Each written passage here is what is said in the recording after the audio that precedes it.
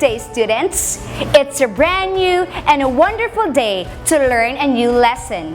I am hoping that everybody is eager to learn.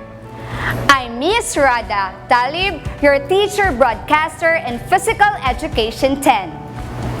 I guess everybody is ready for our lesson, and I know that you are excited too. Today, we are going to discuss active recreation sports. You might be thinking that active sports are for those who are young and physically robust people. No, you're wrong. Sports is for all, just like education. It can be learned for as long as the mind is open to learn new things. Our lesson for today is based on the most essential learning competency of Department of Education, which expresses a sense of purpose and belongingness by participating in physical activity-related community services and programs. Before we begin, learn that at the end of the lesson, you will be able to, number 1, apply things you have learned about sports into another context. Number 2, design a multimedia advertisement promoting sports. And number 3, promote sports as a means of achieving fitness in this point of time. Sit back, relax, let's begin. How do you feel when you stayed at home during the community quarantine? You have probably played many different sports, but it may be hard for you to describe exactly what makes a physical activity a sport. First, let us know what is physical activity all about. Physical activities does not mean only for exercise. It can be doing household chores, running errands, and gardening. It can also be recreational through sports. Sometimes, a sport can be done as a form of active recreation. Now, let us see what is active sports really all about. Active sports are really challenging because vigorous physical activities involve using a lot of energy, means exerting effort to perform an activity. It might not be your personal choice, but I know you can learn that. Do you have any idea what are those sports? That's right! It can be basketball, volleyball, badminton, and many more. Let us define the word sports. When we say sports, it is all about physical activities that use the large muscles of the body. Since in sports, you are going to exert an effort to achieve a goal, and your body plays an important role in every movement involved during that time. Second one, well-defined rules and typically involves competition between individuals or teams. And the last one typically require a strategy, which is an overall plan, and tactics, which is the specific plans to meet your goals. Next is lifetime sports, are sports in which many people participate at all ages. Since we are talking about sports, you as students, how can you participate in your community through sports?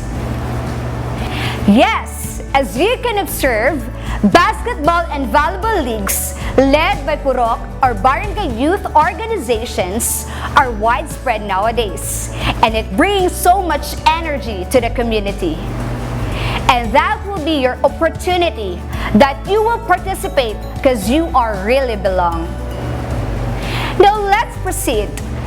What is active recreation? Recreation refers to activities that you do during your free time. That free time that you have with you make a big difference at your young age. It is fitting to develop leadership skills through sports, especially in your community. And you have many friends that can help you with your goals or organizing or promoting sports in your own way. Since we're talking about recreation, there are many forms of recreation. We have painting, enjoying music, reading, acting, playing games like cards or board games. But that recreation do not use large muscles and performing activities. So, if we are talking about physical recreation, it is a recreation that uses large muscles of the body. And we've mentioned that earlier, right? Alright, I will show you now an example of active sport and the basic skills. Now, what can you see in the pictures?